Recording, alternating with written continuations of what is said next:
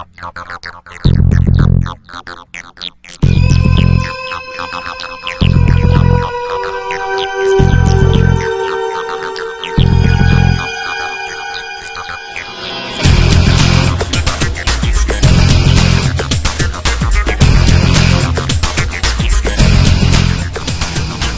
there traders, thanks for joining me for another free video from thestockbandit.com. Hope you've had a great weekend and you're getting ready for a brand new week of trading. So let's take a look here at some key index levels that we need to take note of for the days ahead. Now, the past few weeks, this market's been doing a really nice job of moving sideways. Okay. Now, as traders, we don't always love sideways price action. We want to see this market fluctuating, which it's been doing, but rather than seeing all of these big hairpin reversals and frequent changes of direction and massive gaps that we were seeing so much of throughout August and September, we have seen this market attempt to settle down. What it's done is it saw this fake breakdown in early October. We've rallied back up, and since then we've been moving generally sideways, laterally. We're kind of digesting this move rather than reversing and giving it all back. So that's a change of character for this market. Much less we are obviously sitting up here not far from recovery highs. So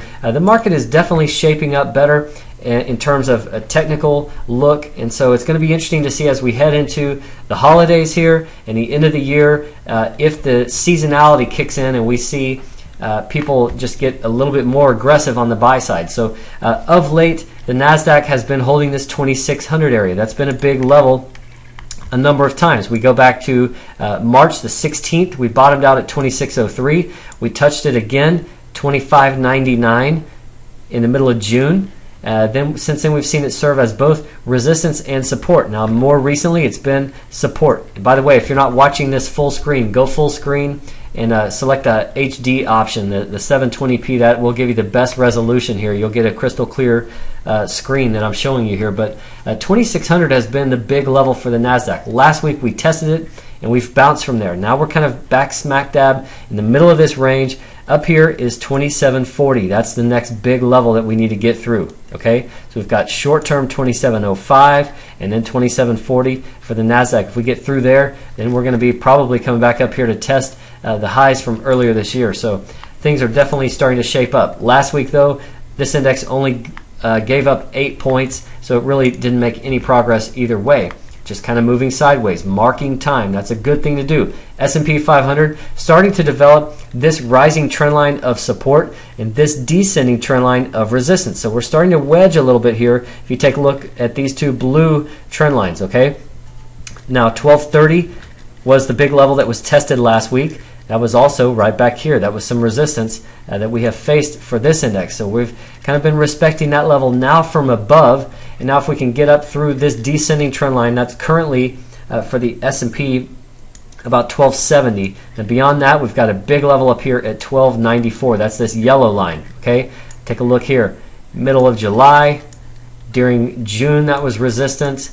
We tested it right here. I believe that was, when was that? April 18th. And then also back here in February. So, you know, this 1294 has been definitely a level for the S&P, and it's just beyond the recovery highs that we've currently made. So, again, we may be seeing a test or possibly a break of that level if this index is able to strengthen just a little bit and exit this wedge to the upside. For the Dow, this index is acting pretty well too. Remember, this is only 30 stocks. I actually give it the least amount of weight, but this is the index that Main Street pays the most attention to. It's also kind of in a wedge here. Been respecting this 11.8 area here. Last week pulled back and rallied up, tacking on 170 points on the week. And now the next big level, if it can exit this wedge to the upside, is going to be this level right here, which is around the 12,300 area. That's just beyond the current recovery highs. We could be facing that level in short order, possibly breaking through it, and on our way back up to some key levels overhead. So plenty of room to run higher, but generally we've rallied up, we've based, we've rallied up again. Now we've kind of carved out a higher range here for the Dow, and that's definitely positive technically as well. And then finally the Russell, acting really well, kind of wedging here, really testing this 718 area. That coincides with this initial recovery high right here off that early August low. So 718 now starting to serve as some support. So what we've done is we broke down from this range, we reversed back up, and now we're starting to hold higher in a higher level range here. We've got a descending trend line right here for the Russell. Currently that's about 752. We get through there, then the next big level is 772. And let me just zoom out a little bit more here. Take a look at how important 772 has been throughout this year. Generally as support, now it's serving as some resistance. But if we get through this wedge to the upside, you can bet that that's going to be the next level that everyone's looking at. So thanks for joining me for this video. Start your week off right and trade well out there. I will be back soon with more videos, but in the meantime, trade like a bandit.